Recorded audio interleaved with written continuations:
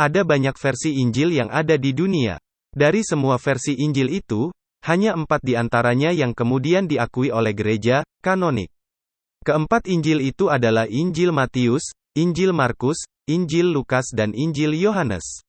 Dari semua versi Injil itu, baik yang diakui oleh gereja kanonik, ataupun yang tidak diakui oleh gereja apokrif, tidak satu pun yang pantas disebut sebagai Injil asli. Semua Injil tidak lebih dari kitab sejarah yang tidak jelas siapa penulisnya. Orang-orang Kristen periode awal tidak pernah menganggap Injil sebagai kitab suci, mereka menganggap Injil tidak lebih dari kisah rakyat dan tidak pernah dibawa ke gereja untuk dibaca. Kafir Kristen pemuja Yesus mengatakan ada kisah Nabi Isa alaihi salam yang berasal dari Injil palsu. Pertanyaan saya, Injil palsu yang mana? Karena kalau menurut Al-Quran, semua Injil Kristen adalah palsu, baik yang kanonik ataupun apokrif. Perhatikan terjemahan ayat Al-Quran berikut. Dan kami iringkan jejak mereka, nabi-nabi Bani Israel, dengan Isa putra Maryam, membenarkan kitab yang sebelumnya, yaitu Taurat.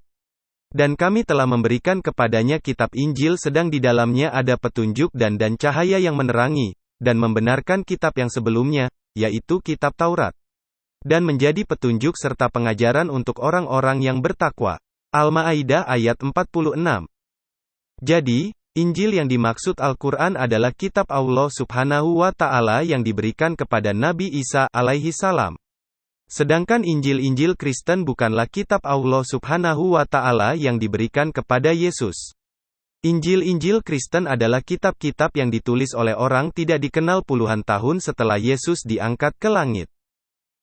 Semua Injil, baik Injil kanonik ataupun Injil apokrif, tidak menulis kisah perjalanan hidup Yesus dengan lengkap.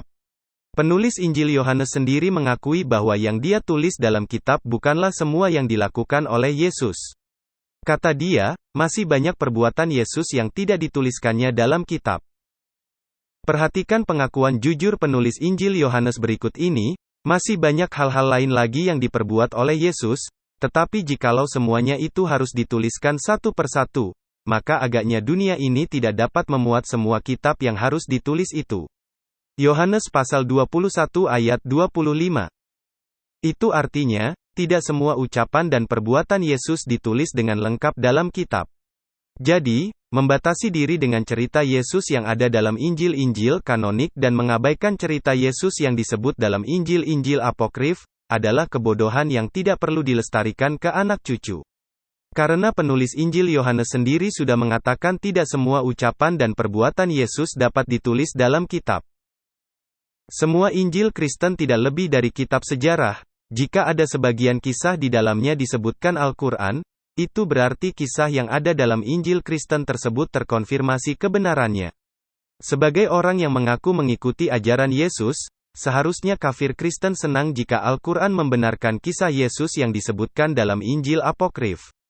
Karena itu berarti mereka tidak kehilangan kisah Yesus, kecuali kalau kalian sebenarnya pengikut Paulus, itu beda lagi.